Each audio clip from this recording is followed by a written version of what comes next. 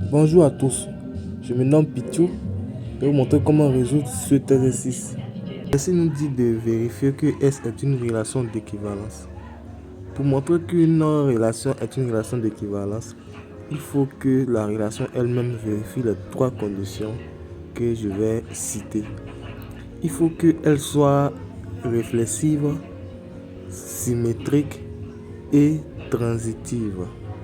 Si elle respecte ces trois conditions, on dit que la relation qu'on veut démontrer est une relation d'équivalence. Voilà, c'est un peu cela. Ok, nous allons commencer par la réflexivité. Voilà, on va prendre un X quelconque de E. Comme nous savons dans l'exercice que R est réflexive, alors X est en relation avec X dans R. Donc on peut dire que X est en relation avec X et X est en relation avec X. Ça implique que X est en relation avec X dans S. Voilà, ça c'est l'exercice elle-même qu'il a donné. Voilà. Donc on conclut que S est réflexive. C'est très simple.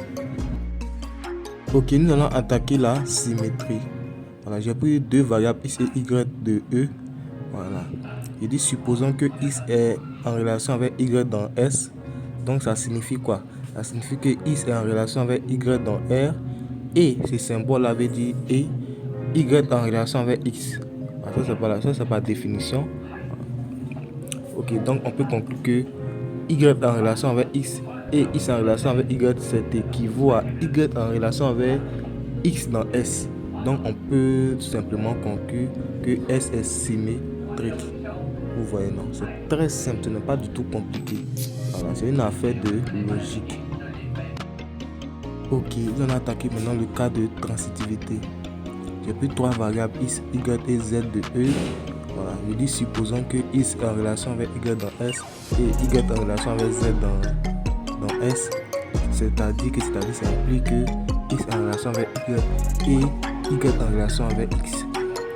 Et aussi Y est en relation avec Z dans R et Z est en relation avec Y. Comme nous savons dans l'exercice que R est transitive, donc ça donne cette expression, c'est-à-dire X en relation avec Y dans R et Y en relation avec Z dans R.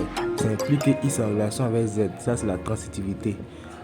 Ça implique aussi que Z est en relation avec X. Vous voyez, non? Voilà, c'est très simple. Du fait qu'on a cette expression, on conclut que X en relation avec Z et Z en relation avec X, c'est équivaut à X en relation avec Z dans S. Donc S est transitive. Qui nous allons donner une conclusion générale. S est réflexive, symétrique et transitive.